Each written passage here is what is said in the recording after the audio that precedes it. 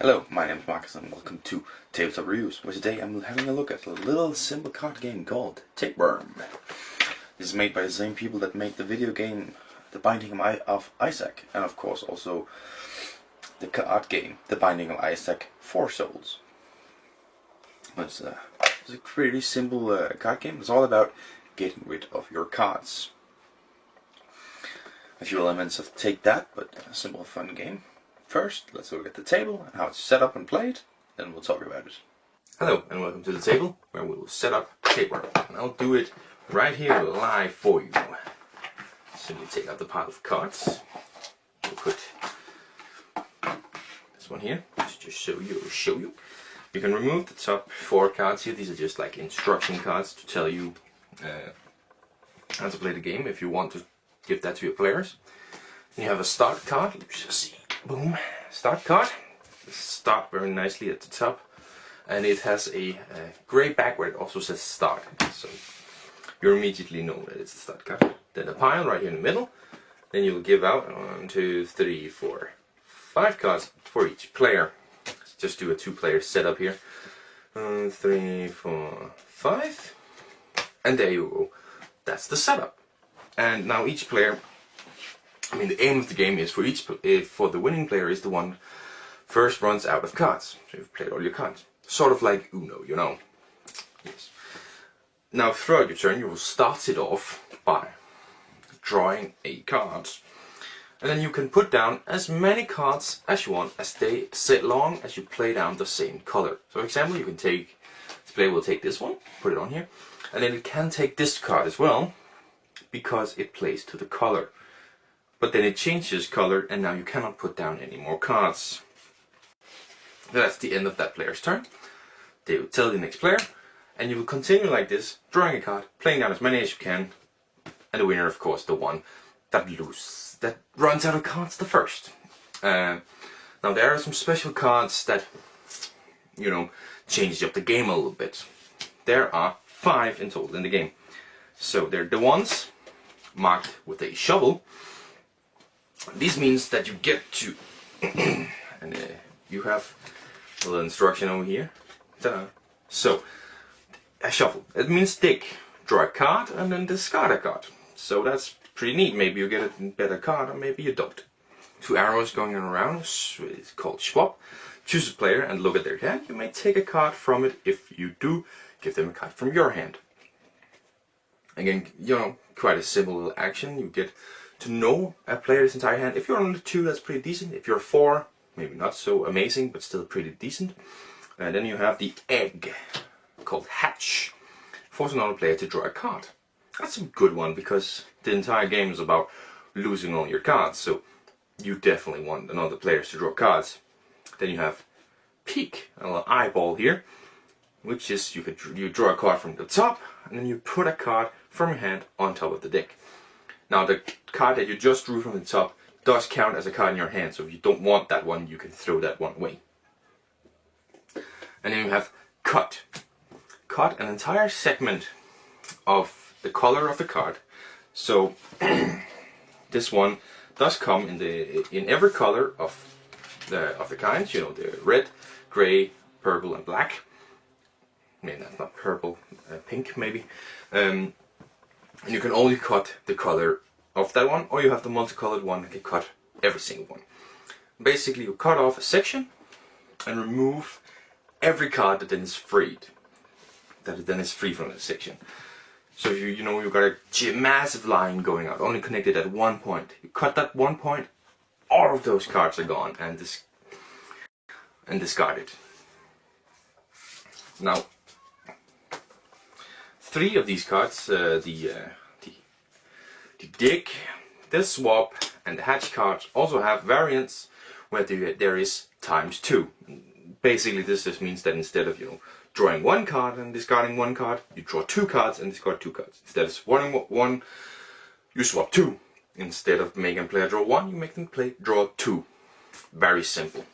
And that's basically it. That's how we play the game. Continue until someone has run complete out of cards. That is the winner. Now let's head back up to the table and talk about my final thoughts. There you go. That's how it's set up, and that's how it's played. You know the deal by now. Let's talk about the elements of it. First of all, gameplay. Very simple, you know, but sometimes hard to understand that you are only allowed to place the ones of the same color on the same row, which is a thing I didn't mention, I think. But you're only allowed to on the same row. Like you can't, if there's a red here and a red here, you can't place one. It has to be. That's a little bit difficult to remember and understand. And I will say, for some reason, whenever we play, me, my family, whatever, we always forget to start by drawing. I don't know why. Never happens in any other card game where you have to start by.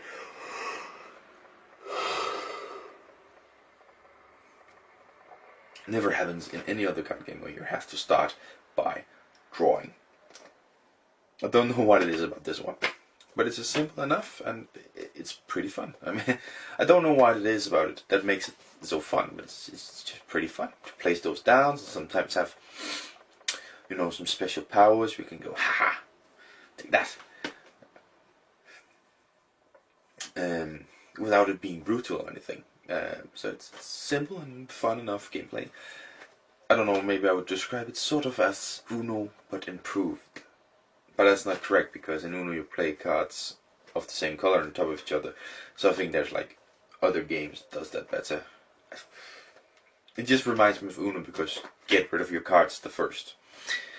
And of course, as I said, take that is a well-known element. A lot of people don't like it. I don't mind it when it's something like this, where it's like not really game-changing. I mean, sure, it's annoying to play down the egg and make someone draw a card. Or maybe you can throw down a pretty bad card for you to the next player on top of the deck. But that's not going to be something that maybe that person is like, that's what I needed. That's the exact one that I needed. And then you're like, fuck. I just gave them another hand. So it's kind of non-game changing. Take that.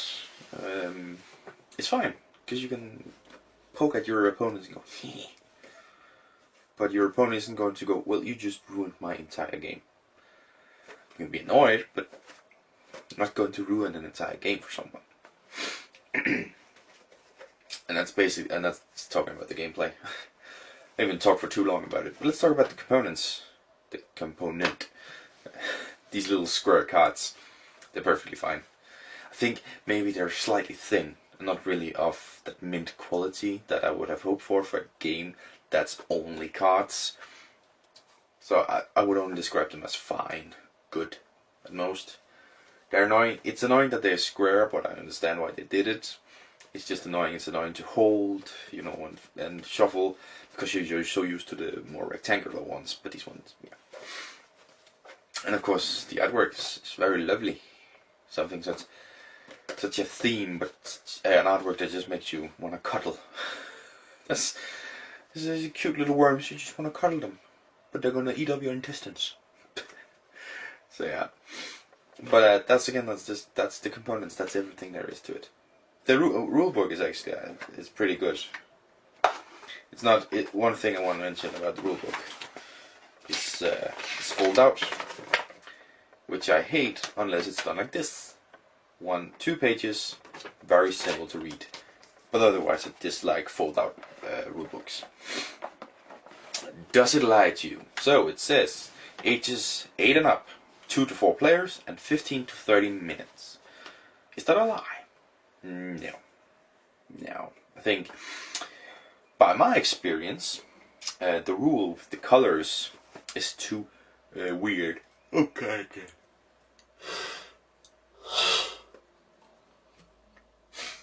It's too weird for kids of younger age. I tried playing with a 6-year-old and he didn't quite understand. Again, one color here, one color here. It's both reds. I'm playing on them. No, you're not allowed to do that because you have to play it here. So maybe 8 and up is perfectly fine, and I think definitely the younger kids are going to love it. Worms in your intestines, awesome. Right. That's my experience at least. So, I mean, 2 to 4 players, sure. You can stretch it beyond that, but then you're not going to have a lot of cards, and that's going to give you issues. So I guess it's possible to play 8s, but again you won't have a lot of cards and you'll have a very slow game. So don't recommend that. 5 I think we played where it was like fine, so that's in 15 to 30 minutes it's fairly accurate. Again, like you can draw up just the right amount of cards and then a player wins immediately. You know, it's kind of luck based. I didn't mention that, but it's very lucky because you got to draw the right cards all the time. But I wouldn't say that lies to you. I would say what's done here is fairly accurate. But again, 15 to 30 minutes. A game like this one completely depends. But I don't think it would ever go above 30. So the score that I'm giving this lovely little card game is going to be an 8 out of 10. Yes, very high for such a simple card game, but maybe in a future video I'll talk more in depth about my score, but basically I'm judging every game individually and not comparing them to others, unless I'm doing something specifically where I'm comparing games. Otherwise, this is just a game I'm looking at. What do I expect from this game? Does it do it? 8 out of 10 for this game. Again, because it's a very simple but yet somehow fun gameplay. To take that's theirs, you can say, ha, take that, but it's not going to ruin the player. And then of course, it's lovely bubbly artwork makes it all worth it. So am I keeping this one? Yes, I am. 100%. It's a fun little card game. It doesn't take up a lot of space. I mean, look at it, I can almost like wrap my hand around it. It doesn't take a lot of space. Might as well keep it, play it once in a while. So yeah, that's the review. I can already say I've already edited the middle part where I'm looking at it on the table, so I already know that I'm a little bit unhappy with that one. A few mistakes made. This last Sunday I missed an upload for the first time. Kind of annoying. I mean, it's just a personal thing where I really want to hit my uploads, so that's pretty annoying. And I just thought I would mention that because I'm so annoyed by it. Because I have the video ready, I just need to upload it. Yeah. And I also made a promise where I thought this would be the last video would be the final tabletop reviews without an edited thumbnail. That was a lie, I suppose. Don't think I'll get this edited. Maybe I will, I don't know. But anyways, thanks for watching this video. Talk to you soon in another one. I mean, this coming Friday, hopefully. See you then. Thank you for watching. Bye.